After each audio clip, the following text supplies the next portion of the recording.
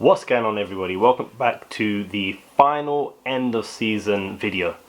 It comes a few hours after Arsenal beat Brighton 2-0 at home in what was ultimately an absolutely nothing game for Arsenal. At the start of the game, there was potential for the European Super Conference League, or whatever it's called, on the line, and as the day unfolded, it didn't happen at all, let's be honest. But nonetheless, Arsenal did win the game 2-0. Arsenal put in a good performance. And yeah, before we go any further, if you're new to the channel, hit the subscribe button. Hit the notification bell. Every time I upload a video, you'll be notified. Follow me on Twitter, Miss CJ Wright, and my podcast journey as well, Kringle Talks Football, available on all platforms. For the last time, for at least the season as a whole, let's get into it.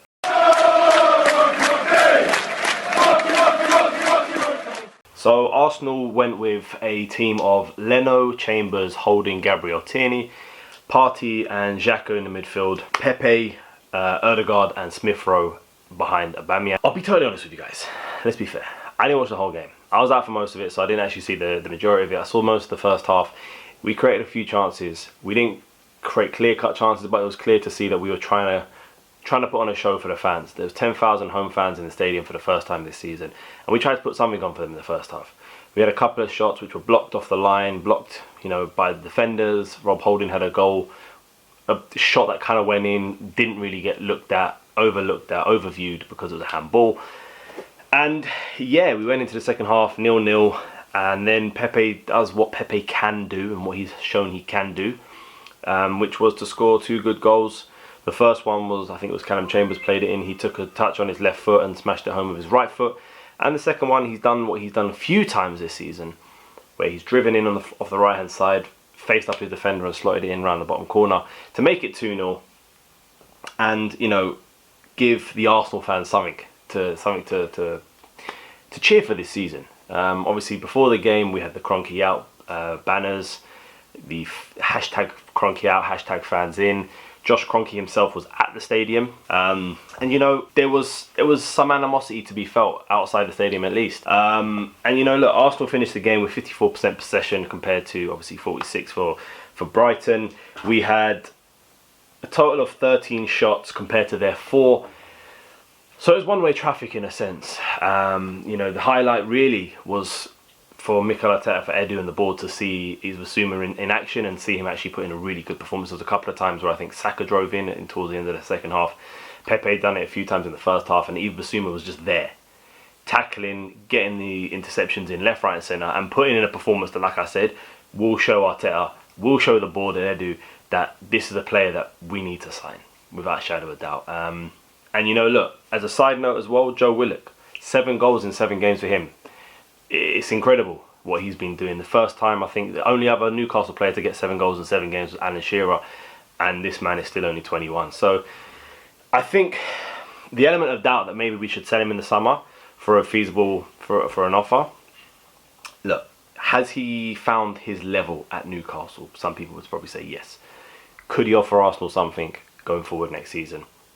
Some people also say yes. Me, I'm probably in the latter. I think he would do a job for us next season. And look, it's going to sound really crazy or nothing, but unless we get a bid of around £40 million or north of that, there's no point in sending him. There really isn't. If the Kroenkes are being serious about what they've said, that they're going to invest in the summer, then we don't need to sell players in terms of him, in terms of young players that we need in the club. Listen, congratulations to Lucas Torreira. He won the La Liga, and funnily enough, Thomas Partey is going to receive a La Liga winning medal, which is hilarious.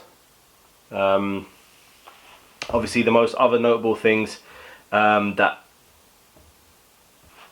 are happening, obviously, like I've said in the past, David Luiz is leaving after 2 years at the club. Listen, from a professional point of view, the time is right. It has to happen. He's 34 years old. He's not who he used to be, and we're trying to go in the direction of youth. We've got William Saliba, who's playing at the moment for Nice, Dinos Mavropanos, who's on loan at Stuttgart, who's performed really well this season. And yeah, so it's a decision that's easily made, if I'm honest. On a personal point of view, where I know the player and I've been around him before, that's sad to see him go. He's a lovely guy. You could see it in the reaction of the videos he put up on Instagram that the players love him, the young players love him as well. And he'll be sorely missed around the ground. So listen, good luck, David, and we wish you all the best, 100%. Also, listen, another note to make was the departure of Steve Bould. After 30 plus years of service to Arsenal Football Club, he's been sacked as the under-23 coach.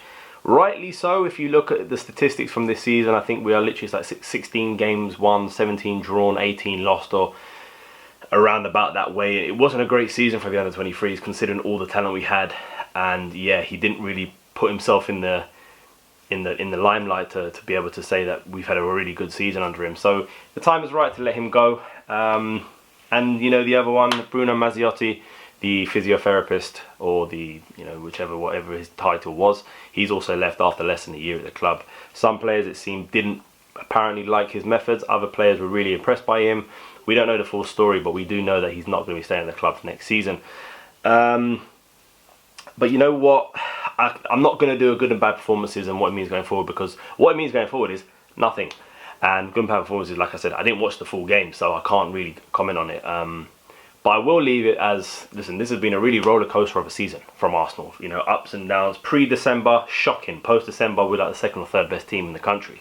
So, you know, we've been performing the second half of the season, no doubt. And we just need to keep that form going into next season for a whole calendar year, for a whole season itself. So I'm going to hopefully do a few podcasts this week with a few people, and, you know, more videos as well to sort of properly talk and break down the season. But listen, like I said at the start, if you're new to the channel, hit the subscribe button, hit the notification bell. Every time I upload a video, you'll be notified. Follow me on Twitter, Miss CJ Wright, and my podcast Journey, Kringle Talks Football, available on all platforms.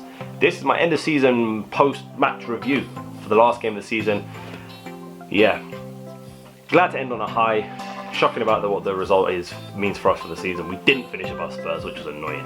But no European football for next season. Maybe that means a good run in the league. Who knows? But until next time, guys, take care. I'm CJ Wright, Chris Kringle, Kringle Talks Football. Take care.